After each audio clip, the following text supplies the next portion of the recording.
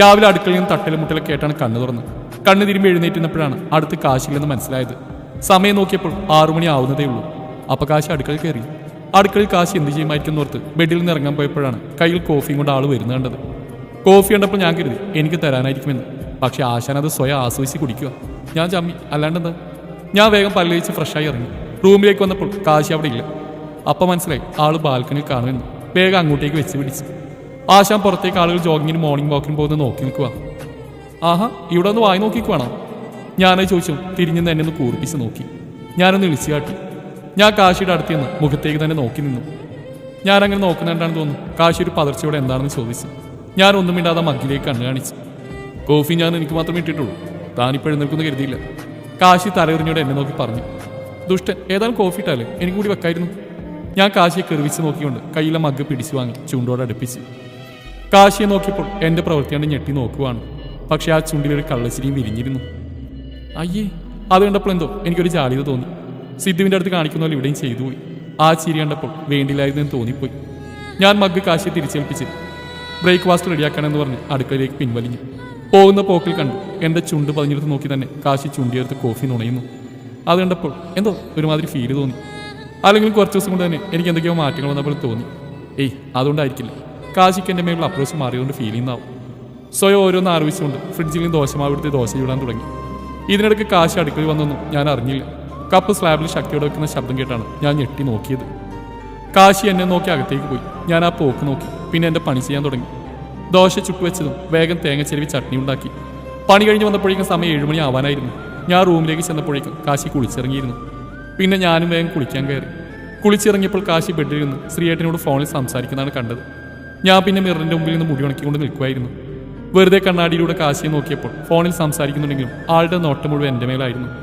ഞാൻ കണ്ടു എന്ന് മനസ്സിലാക്കിയപ്പോൾ സ്വയം തലക്കുന്ന് കൂട്ടി ചിരിച്ചുകൊണ്ട് നോട്ടം മാറ്റി. പിന്നെ കാശിയെ വിളിച്ച് ബ്രേക്ക്ഫാസ്റ്റ് കഴിക്കാനിരുന്നു. ഞാനുണ്ടാക്കിയ ഫുഡ് ആസ്വദിച്ച് കഴിക്കുന്നുണ്ടപ്പോൾ എന്തോ മനസ്സിൽ വല്ലാത്ത സന്തോഷം തോന്നി. കഴിച്ചു കഴിഞ്ഞപ്പോൾ ഭക്ഷണം നന്നായിരുന്നു എന്ന് പറയാൻ കാശി മറന്നില്ല. പോവാനായി ഇറങ്ങുന്നുണ്ടപ്പോൾ ഞാനും കൂടെ ചെന്നു. താന് ഗ്യാസ് ഒന്ന് ഓൺ ചെയ്യണം കേട്ടല്ലോ. എന്തെങ്കിലും പറ്റിയവിടെ ആരുമില്ല സഹായത്തിന്. ഇൻഡക്ഷൻ കുക്കറുണ്ടല്ലോ അവിടെ, അത് യൂസ് ചെയ്താൽ മതി. കൈയൊന്നും പൊളിക്കരുത് കേട്ടോ. അല്ലേ വേണ്ട, താൻ ഉച്ചയ്ക്ക് ഫുഡ് ഉണ്ടാകേണ്ട. ഇന്നലത്തെ പോലെ ഞാൻ ഫുഡ് ആരുടെയെങ്കിലും കൊടുത്തു വിടാം. അയ്യോ, അതൊന്നും വേണ്ട കാശി, ഞാൻ ചെറിയ കുട്ടിയൊന്നല്ലല്ലോ, ഞാൻ ശ്രദ്ധിച്ചോളാം. പിന്നെ വെറുതെ ഇരിക്കും ബോറടിക്കും. കാശി പേടിക്കണ്ട, ഞാൻ ശ്രദ്ധിച്ചോളാം. എന്തോ കാശിനെ ചില സമയങ്ങളിൽ ചെറിയ കുട്ടിയെ പോലെയാണ് ട്രീറ്റ് ചെയ്യാറ്. അത് ഞാൻ നല്ലപോലെ ആസ്വദിക്കുന്നുണ്ട്. സിദ്ധുവിൻ്റെ അച്ഛനമാരുടെ ഏട്ടൻ്റെ അടുത്തു നിന്നൊക്കെ കിട്ടുന്ന ആ കെയറിങ് എനിക്ക് ഇവിടുന്ന് കിട്ടുന്നുണ്ട്. എന്താ ആവശ്യമുണ്ടെന്ന് വിളിക്കണം കേട്ടല്ലോ. പിന്നെ രാത്രി ഫുഡൊന്നും ഉണ്ടാക്കണം, നമുക്ക് പുറത്തു പോവാം. അപ്പോൾ ഓക്കെ, ബൈ. കാശിൻ്റെ കവിളിൽ തട്ടി യാത്ര പറഞ്ഞു പോയതും ഞാൻ തിരികെ കൈവീശി കാണിച്ചു. കാശി പോയതും അടുക്കളയിലെ പണിയൊക്കെ ഒതുക്കി ഞാൻ കുറച്ച് സമയം TV കണ്ടു. അപ്പോഴാണ് അമ്മയുടെ കോൾ വരുന്നത്. ഞാൻ എടുത്ത് സംസാരിച്ച് അവിൻ്റെ അക്കുവിൻ്റെയൊക്കെ ബഹളം കേൾക്കാം. മാളു, സുഖല്ലേ മോളെ? അതെ അമ്മേ, ഞങ്ങൾക്കിവിടെ സുഖം തന്നെ. അമ്മ എന്ത് ചെയ്യാ, ഫുഡ് കഴിച്ചോ? അതൊക്കെ കഴിച്ചു. ഇവ പണിയൊക്കെ ഒതുക്കിയിരിക്കുക. ഈ വെറ്റകൾ 2 രാവിലെ തൊട്ട് തുടങ്ങിയ ഏടത്തിയെ വിളിക്കുന്നും പറഞ്ഞു. ഞാൻ പിന്നെ ഈ നേരം വരെ ഒന്ന് പിടിച്ചു നിർത്തിയതാ. അത് കേട്ടപ്പോൾ എനിക്ക് ചിരി വന്നു. പാവങ്ങൾ എന്നെ വല്ലാണ്ട് മിസ് ചെയ്യുന്നെന്ന് തോന്നുന്നു. അപ്പോഴേക്കും അവ ഫോൺ അമ്മയുടെ കയ്യിൽ നിന്ന് തട്ടിപ്പറിച്ച് വാങ്ങി. പിന്നെ അവർ രണ്ടാളും കത്തിവെച്ചിരുന്നു. അവസാനമാണ് അവർ അമ്മക്ക് ഫോൺ കൊടുത്ത്. മാളു, ഉണ്ണിനോട് നേരത്തെ ഓഫീസിൽ നിന്ന് വരാൻ പറയണം കേട്ടോ. നീ ഒറ്റക്കല്ലേ, മോള് പുറത്തോട്ടൊന്നും ഇറങ്ങണ്ട കേട്ടോ. നമുക്കറിയാത്ത സ്ഥലമല്ലേ, എങ്ങനത്തെ ആൾക്കാരാണെന്നും പറയാൻ പറ്റില്ല.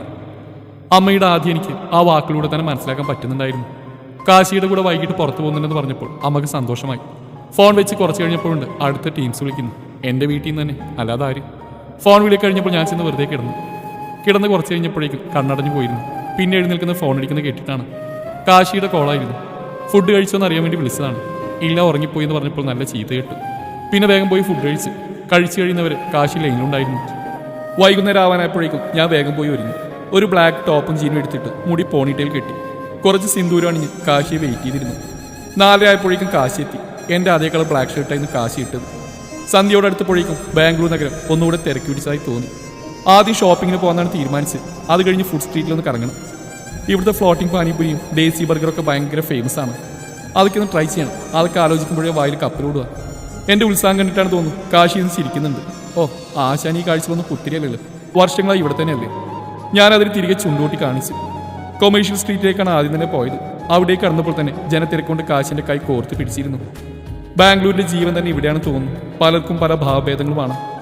ഓരോ കടക്ക് മുന്നിൽ നിന്നും പലരും ബാർഗെയിൻ ചെയ്യുന്ന കേൾക്കാം. ഇതൊക്കെ ഒരു പുതിയ അനുഭവമായിട്ട് എനിക്ക് തോന്നി. ഒന്നും വാങ്ങിയില്ലെങ്കിലും എല്ലാം കണ്ണിറെ കാണുമ്പോൾ വല്ലാത്തൊരു സന്തോഷം. കുറച്ച് മുന്നോട്ടേക്ക് നടന്നപ്പോഴാണ് ജ്വല്ലറി ഷോപ്പ് കണ്ടത്. പിന്നെ അങ്ങോട്ടേക്ക് മൊത്തം തന്നെയാണ് കാഴ്ച. എൻ്റെ നോട്ടം പിന്തുടർന്നിട്ടാണ് തോന്നുന്നു കാശി ആ ജ്വല്ലറിക്കടയിലേക്ക് എന്നെയും കൊണ്ട് കയറി. അവിടെയുള്ള എല്ലാ ഐറ്റംസും വാങ്ങിക്കൂട്ടാൻ എനിക്ക് തോന്നി. എന്തൊക്കെ എടുത്തിട്ടും മതി വരാത്ത പോലെ.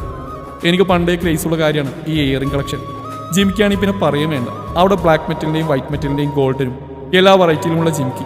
കണ്ണ് മഞ്ഞളിക്കുന്ന കാഴ്ച. കാശിയാണ് എനിക്ക് പലതും സെലക്ട് ചെയ്ത് തന്നു. അവയ്ക്ക് ഞാൻ കുറച്ചെണ്ണം സെലക്ട് ചെയ്തു. ഈ വലിയ കമ്മലൊക്കെ ഇട്ടാൽ മുത്തശ്ശിമാർ തുടയിട്ട് പോലെ കാത് തൂങ്ങിപ്പോന്നൊക്കെ പറഞ്ഞ് കാശി കളിയാക്കുന്നുണ്ടായിരുന്നു. അതിന് നല്ല രീതിയിൽ തന്നെ തിരിച്ച് ദേഹോപദ്രവം തന്നെ നടത്തി ഞാൻ. പണ്ട് കാശിയെ കണ്ടാൽ പേടിച്ചിറങ്ങുന്ന ഞാനാ ഇപ്പം അങ്ങനെ പേടിപ്പിക്കുന്നത്. ഓർത്തിട്ട് തന്നെ ചിരി വരുന്നു. ഇരുട്ടിയപ്പോഴാണ് ഞങ്ങൾ ഫുഡ് സ്ട്രീറ്റിലെത്തിയത്.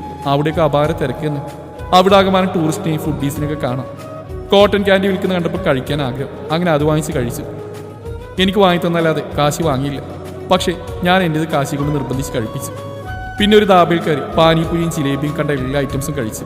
ഫുഡ് പോയിസൺ ആയി തിരിഞ്ഞോക്കില്ലെന്ന് കാശി പറയുന്നുണ്ടെങ്കിലും ഞാനത് മൈൻഡ് ചെയ്തില്ല.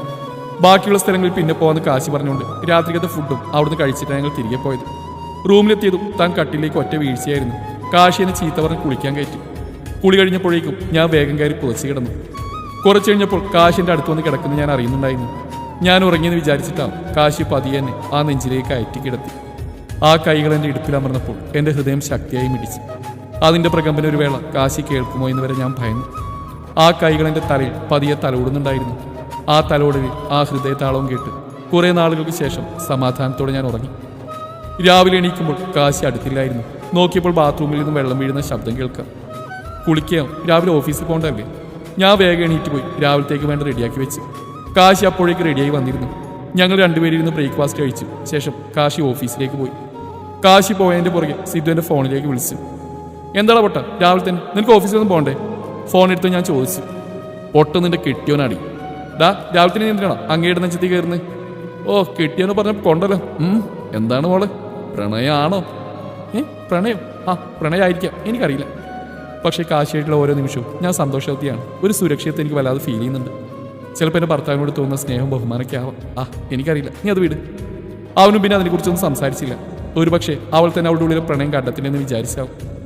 പ്രണയം ഒരിക്കലും മറ്റൊരാൾ പറഞ്ഞ് അറിയേണ്ടതല്ലല്ലോ, സ്വയം അനുഭവിച്ചറിഞ്ഞ് മനസ്സിലാക്കേണ്ടതാണ്. അപ്പോഴാണ് ആ പ്രണയത്തിന് കൂടുതൽ നിറമുണ്ടാവുന്നത്. അല്ല സിദ്ധു, ഒരു പ്രണയം ഞാൻ നിനക്ക് ചുറ്റിലും കാണുന്നുണ്ടല്ലോ. എന്ത്? എനിക്കോ? ഒന്ന് പോടി. അവളോട് അങ്ങനെ പറഞ്ഞെങ്കിലും മനസ്സിൽ ആദ്യം ഓടിയെത്തിയത് ഞാൻ അറിയാതെ എന്നെ വീക്ഷിക്കാൻ ശ്രമിക്കുന്ന രണ്ട് കണ്ണുകളാണ്. അതൊക്കെയുണ്ട്, ഞാനവിടെ വരട്ടെ, എനിക്ക് കുറച്ച് കാര്യങ്ങൾ പറയാനുണ്ട്. എന്ത് കാര്യം? അതൊക്കെ അവിടെ വന്നിട്ട് പറയാം, അപ്പം അറിഞ്ഞാൽ മതി. ഇനി ചോദിച്ചിട്ടും കാര്യമില്ലെന്ന് അവനറിയാം, അതുകൊണ്ട് ചോദിക്കാൻ നിന്നില്ല.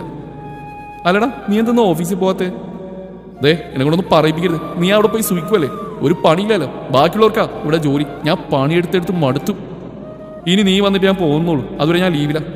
ഞാൻ മര്യാദക്ക് ജോലിക്ക് പോടാ. ഞാനിപ്പോൾ നിന്റെ അച്ഛനെ വിളിക്കും, മര്യാദക്ക് പോടാ. എന്താടി നീ ഇങ്ങനെ? നിനക്ക് ഇപ്പം എന്നോടൊരു സ്നേഹമില്ല.